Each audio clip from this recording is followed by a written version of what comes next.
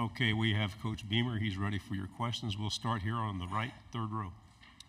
Hey, Shane. John Sokoloff with WCBI in Mississippi. Obviously, Juice Wells, transitioned from South Carolina to Ole Miss. Just wanted to know if you had any comments on his departure and what you think he'll bring to the Rebels. Good player. Wish him well, and know he's excited about his time in Oxford. Front row, left side. Hey, Coach. AP Stedham, AP Kelly, as we see at syndicated radio. Coach, coaches evolve, so what's your present philosophy on playing multiple quarterbacks? Strong to quite strong would be the philosophy there. No, we've got a lot of athleticism at the position for sure. We played Lenore Sellers a little bit last year along with Spencer. We did that in the Kentucky game as well. Had a little package for Lenore's. It just so happens that this year we've got, multiple quarterbacks, and they all bring an athleticism element that maybe Spencer didn't have, that wasn't part of his game. So I think every Saturday you do what gives your team the best chance to be successful, but we're very fortunate that we have some quarterbacks that have athleticism and bring a, running element along with the throwing element to their game. Right side, front row. Mason Young with the Tulsa World. Shane, just curious for your thoughts on video replay being available on the sideline. What are the pros and cons of that, and how are you kind of looking at that going into this season? Pros and cons of what? I'm sorry. Video replay. Yeah. It's going to be a learning experience. We are fortunate in the sense that, or in the fact that, two of our three coordinators on offense and special teams have come from the NFL, so it's not going to be their first experience utilizing it. Joe DeCamillis, our special teams coach, was a longtime NFL coordinator along with Dow Loggins on offense. So they've got some familiarity with it as well. I think it'll be something that I know some teams utilized it in their bowl game last year. So in some of our head coach meetings, we as head coaches discussed it, some of the things they saw, pros and cons from it. And it'll be something that we'll all be trying to do our best to work through in August. We don't get a preseason game or a scrimmage against another team to test it out. The first time we do it, it'll be for real. But it'll be neat to have that technology and be able to continue to find ways to help our players be their very best on game day. Left side, second row. Hey, Shane, I think at one of the at one of the Welcome Home events, you mentioned that one of the big factors of bringing in Mike Shula was that he had worked with Josh Allen, is what you said, and Norris kind of fits that. Can you describe your thinking in that and bringing him in and what he can do for Lenore's? Yeah, I mentioned with Coach Shula, he had worked with Cam Newton in Carolina, and then he had worked with Josh Allen most recently with the Buffalo Bills. And, regardless of where Coach Shula had been or who he had most recently worked with, I would have wanted to bring him on our staff, period. I mean, he was the head coach at Alabama when I was an assistant coach at Mississippi State, and have known him for a long time. Obviously, we're both sons of coaches. No one has won more games in the NFL than his dad. So just an immense amount of respect for him as a player and, him as a coach in college, and then him as a person. But then when you start talking about bringing him in and you look at his background and what he was able to do with Cam Newton and the Panthers when they went to the Super Bowl, what some of his work with Josh Allen and what Buffalo has done with Josh Allen, being a big body that can run and throw both. He's been great, been a guy that's helped Dow Loggins in our offensive staff room a lot. You're talking about a guy that has called plays in the SEC and called plays in the NFL in his career. So he's been a welcome addition to our staff and brings a lot of great ideas to the staff as well. On the aisle on the right. Coach D. Jackson, CBS 42 in Birmingham. You mentioned your dad, and over the year or so, you guys were honored in Birmingham with the Saban Award. Can you talk about that and what Coach Saban has meant to you and what it was like for you and your family to be honored? And secondly, while I've got the mic, if you could give us a little background of what Robbie Ashford brings to the table for you guys this year as well. Yeah, first of all, with Coach Saban, it was an immense honor for my dad to be honored with the Saban Award and be able to fly over there for the night and be in Birmingham together as a family. Obviously, anytime you see your dad get honored with an award, it's pretty cool. But to be honored by Nick Saban was extra special, just because the immense amount of respect my dad has for Coach Saban, but what I have for him as well. It was different walking into SEC head coach meetings for the first time in February back in Birmingham, and him not being in that room because of what he's meant to college football and how much respect I have for him. And now he's one of you guys here at this event also. So that was a really cool night, and thanks to Coach Saban and Terry for honoring my dad on that. And then Robbie Asher. Robbie has really grown and done a great job since he came to our program in January from Auburn. You talk about a guy that's a great young man, extremely athletic, hence his baseball career, what he's done as a football player. He started games at the SEC. He's come in and he's helped make Lenoris Sellers better, and Lenoris has helped make Robbie better. And just a really great addition to our program, great personality, great energy, and has done a really good job helping us get better already on and off the field. On the aisle, left. Colin Kennedy, 24/7 Sports. Shane, last year at THSCA's coaching school, you talked a little bit about how you learned recruiting lessons at Oklahoma and then brought that to South Carolina. You mentioned you've had a lot of recruiting success now at SC. So what were some of those lessons you learned at Oklahoma as a recruiter, and how have you applied them now at South Carolina? Yeah, it was good for me going to Oklahoma just because, I was coming from Georgia at the time, huge state, tons of Power 5 football players that are coming out of high school football programs in the state of Georgia. Not as many coming out of the state of Oklahoma. It just is what it is. And it was a program, or is a program, that location-wise in the country, that you're in the middle of the country. So you can hop on a plane and be in California in about the same amount of time that you could hop on a plane and be in Washington, D.C. And I may get on a plane and fly to Washington, D.C. to go see Caleb Williams, and Cale Gundy may have been getting on a plane to fly to California to see, Grant Calcaterra or somebody. So just the ability to recruit nationally, but being with Lincoln Riley and then that recruiting team, it's just a new way of doing things, new way of seeing things, just at a program not like Georgia, because that's where I was coming from, like I said, most recently. And then being in a state that, and this isn't knocking South Carolina football, I'm not saying that, it's facts.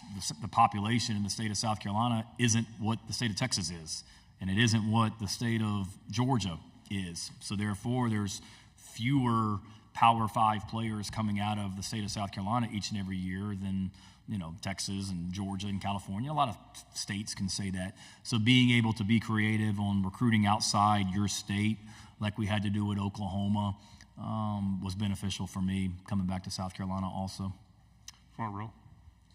Shane, Brent's entering year 3 at Oklahoma. Can you talk just about the importance of year 3 and for you year 4 of just building that foundation, entering those year 3, year 4, and building your program at South Carolina and what Brent's doing at Oklahoma?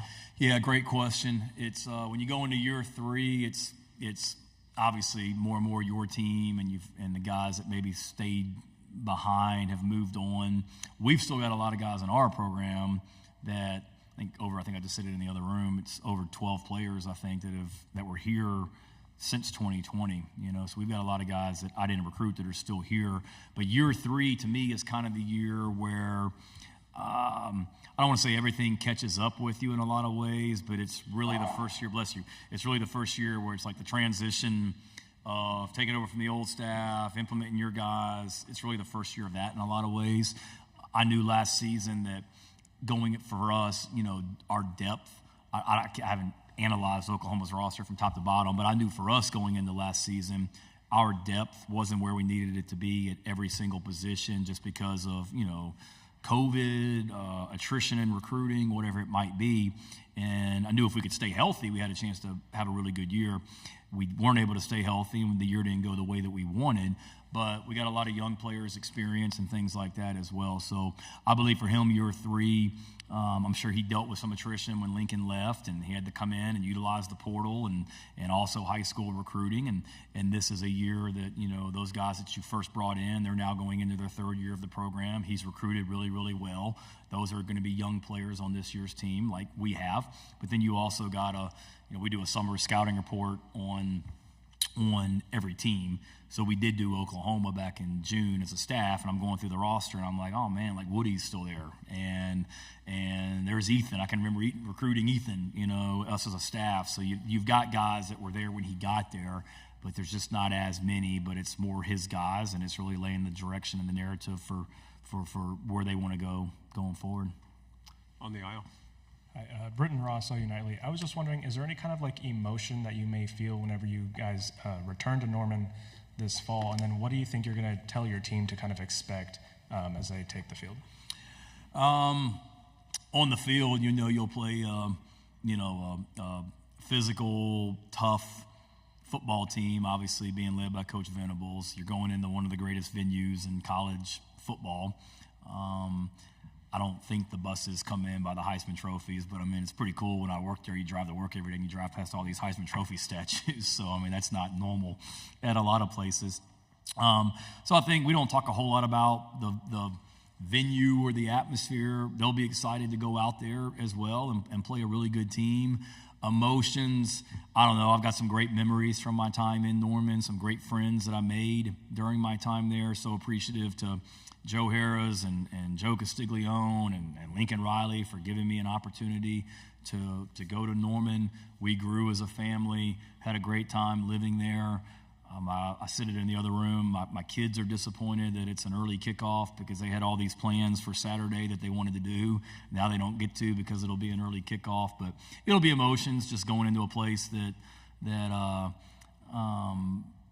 I spent 3 years and had a great time. I'll be in that visiting locker room. The only time I was in there was Coach Riley kicked the team and coaches out of our locker room because we weren't keeping it clean one year, so he made us all dress for a week of practice in the visiting team locker room, so it won't be my first time in the locker room over there. But it's just a great venue and great place with great people, and it'll be exciting going back there. But, once you get to Saturday and the game kicks off, it's all about the players and trying to focus on how to help them be successful. Second row.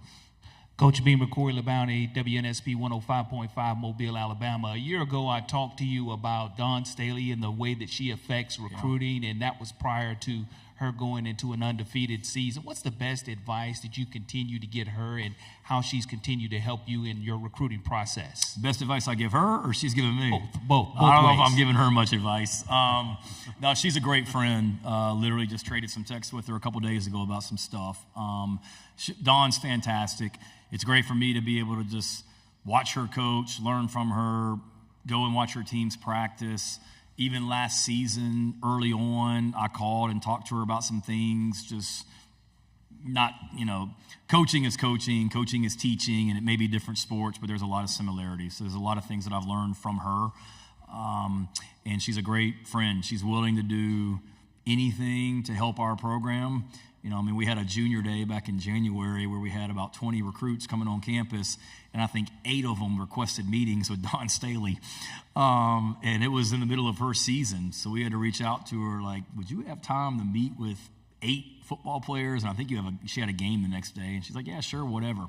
She would come to, she was involved in some of our recruiting weekends this year. She's been to my house to help with a recruit in the past, but we're also, she doesn't need my help, but she's asked me a couple times over the years to help her, with a recruit that might be on campus, and I'm willing to do whatever I can. So it's a great resource for me to have a coach like that's a colleague, to have a boss in Ray Tanner that won national championships as a baseball coach. We're all about South Carolina being great and not, I've been part of some teams or some schools where it's very territorial. The football coach is all about the football team and the tennis coach is all about tennis, but not at our place. It's a great environment where we all support each other, and Dawn's right at the top of that. Last 2 questions will go here, then in the back. Coach Beamer, Wyatt Nunn, KMOE 8 News. You guys welcomed the Missouri Tigers to Williams-Brice in Week 12. What do you see in the team this year, and how can you plan to bring the Mayor's Cup back to South Carolina? What do I see in Missouri's team, or what do I see in our team? And Missouri and Eli Drinkwitz, the squad. Obviously, they had a great year last year.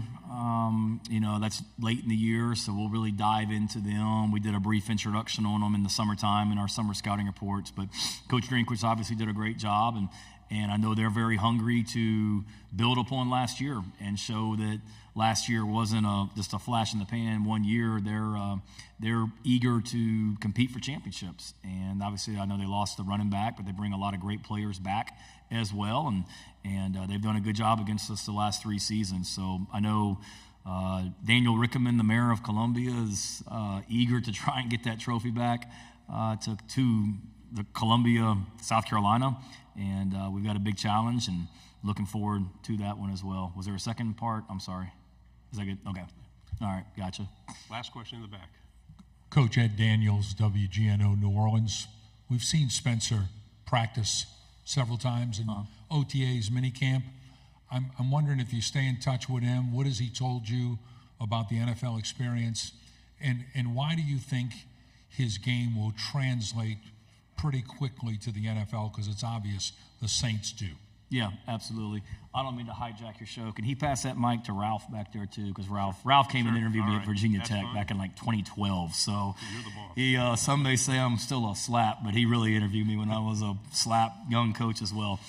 Spencer will do a great job. He's I do keep in touch with him. Obviously, we had 3 years together or 2 years together at Oklahoma. Somebody I think the world of. He and his family both. So really proud of him. He's excited about the opportunity in New Orleans. Feels like he's going to a great place. There's a lot of people in that organization that I think very highly of. I'm excited for Spencer to be with them as well. And I know from talking to Spencer and talking to people within the Saints organization, they were very much like you, very pleased with what they saw from him during OTAs and eager to get started with training camp with him. Sorry. No, it's fine. Okay. Thank you, Shane. Ralph Russo from the Associated Press. This is kind of a big picture question. You know, there's some new rules coming in about coaches and analysts and what they can do. So it's almost going to be like an unlimited coaching staff.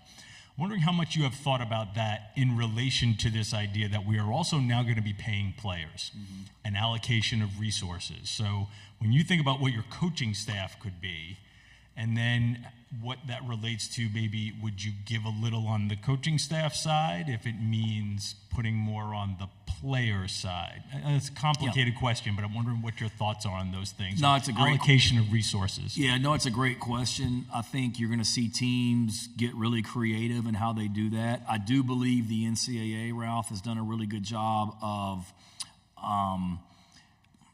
structuring it where teams can't use that rule to gain too much of an unfair advantage from a recruiting standpoint in a lot of ways. They're going to be coaches. Me personally, and not that this is right, I've always been kind of a less is more kind of guy in a lot of ways. I don't necessarily want an army of coaches and staff where I've been a part of that, and it's one of those, well, I thought you were doing that. Well, I thought he was doing it. Well, I thought you were doing it. You know, I want clearly defined expectations and roles for every staff member as well. But certainly, if it means a great player, we'll adjust the coaching staff if we need to as well. But I don't think we're if you look at our staff size, Ralph, compared to other schools, I'd say we're on the low end as far as like coaches and analysts. I mean, everybody's got 10 coaches, but as far as the analysts. But I've tried to be very strategic and thorough about who those analysts are and not just hire a guy to hire somebody. I mean, we have Mike Shula, longtime coach in that role. We have Kevin Hubbard, who's a former defensive coordinator at a Division III school in that role. We've got some really good young coaches in that role, you know. So I think I'm going to continue to learn more about it, how we can best allocate resources to make our program successful. And certainly, at the end of the day, it's about the players on the field for sure. Coach, thank you very much. Okay, +1, sorry. Oh, you're fine. All right. Y'all have a great week. Thank you, guys.